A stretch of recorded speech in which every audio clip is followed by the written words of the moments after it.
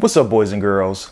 This is Spit Logic, and today I want to talk about portability, specifically with the SP404 Mark II, what I do to prepare to take my beat making machine from indoors to outdoors to potentially another location, and the things that you could probably do yourself in preparation for doing that. So let's go ahead and get into it.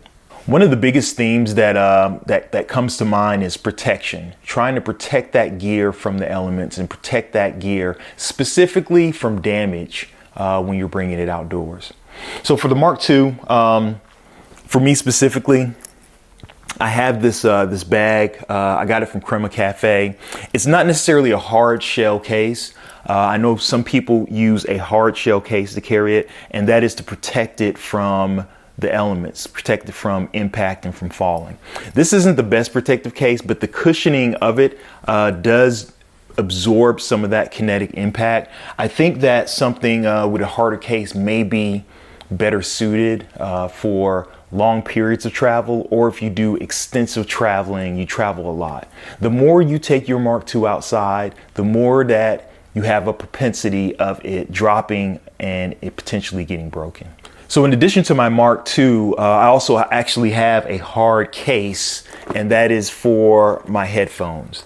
I have Audio Technicias for my headphones, and if you can just look at it right here, you can see these headphones, just like most audio headphones, I think nowadays, it just has a lot of moving parts, a lot of swiveling kind of pieces to it.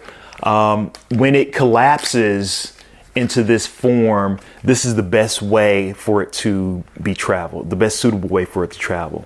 And again, these headphones come with like a case that you can use, and it's more like a bag that puts it in, but it maintains that collapsed state in there.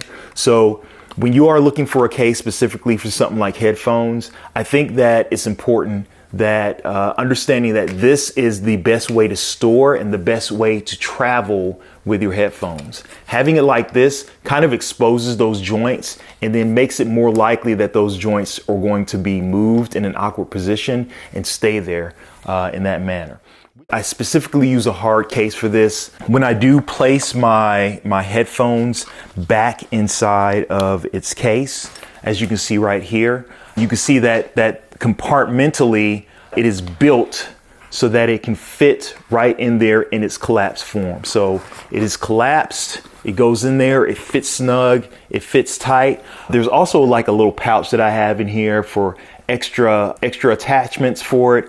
And it does provide just a little bit of space where you can add something additional to it. So I also think there's a lot to be said about planning and expectations. I think that for the most part, when we talk about bringing your SP404 Mark II outside from where you were, you're really talking about going out into the elements. It's important to kind of have an understanding of where you want to go. I think planning plays a really big factor into this. Going to a park, going to a public area, going outdoors requires you to do a little bit of pre-planning, no matter how much protective gear that you have for your Mark II. Weather is probably one of the biggest factors into how your outdoor experience is going to be, or how your traveling experience is going to be. Remember, this is still electronic equipment. So the elements, rain, wind, even sunlight, can have a negative effect on your electronic equipment. And you want to make sure that your equipment is protected and you minimize the exposure that your equipment has to those elements. Specifically for me, when I go to a new place or when I am traveling and we go to an area, I typically like to, even though it's not necessarily guaranteed that you can, I like to recon the area and recon the place prior to me bringing my SP404 Mark II to that area. Getting a feel for the actual environment and being there in the environment will allow you to have an understanding of how you want to operate with your Mark II, and then what you see may be different than what you actually experience. So even if it's a place that you don't have the opportunity to do reconnaissance on, if you have your gear and you have everything on you, walking to that area, walking around the area that you want to be in, and then actually just getting a feel for the environment that you're in prior to you bringing your gear out and starting to work on it outdoors. If you weren't there, you may not have known that it rained the day prior, or that there was flooding going on, or there was an infestation of bugs, or a construction site, some construction was going on, or there's a fault or something like that. I think it's important to use apps for weather, to use maps to have an understanding of what the landscape looks like, but nothing beats physically being in a place, having an understanding of the environment and getting a feel, just understanding the vibe of the place that you're in before pulling out your gear. You know, another thing that I really think that you have to put into consideration is power. How you use power, how power is going to affect where you can go and when you go to a place, and then how much power you have for your equipment and your devices. So the great thing about the SP44 Mark II is that it comes with external batteries that you can put in, 6 AA batteries that you can place inside there, and those batteries will power it. I specifically ensured that I use rechargeable AA batteries out of the reusability of them, and I don't want to, you know, kind of be wasteful. Another thing that I use with the Mark II specifically, I use external battery banks for powering my equipment. And you've probably seen this particular power bank right here. This is like a 4800 megahertz external power bank. It also, if you can see, it also has a solar panel, so it can kind of be charged with the solar panel, but primarily you power it right here through that USB-C. You plug it into the USB-C, and that's what charges it. Typically, I like to have this charged overnight, and I ensure that it is fully charged prior to me going out. And I use this to power my SP44 Mark II more than I do with the battery power. Now, this is a very robust one. I can operate off my SP44 Mark II, and I can charge my phone at the same time. This is a very robust power source, and it's big. It's larger. It's larger than a cell phone itself. It's larger in width, and it's larger in thickness. So this is a much larger battery power. You could use smaller ones. So I've used kind of the smaller power banks for this, and you know, 2 different sizes, obviously 2 different types of power this can last a lot longer than this one, but this one does get the job done. I typically have never charged my phone. Let me get that focus right. But I've typically never charged my phone while operating with this.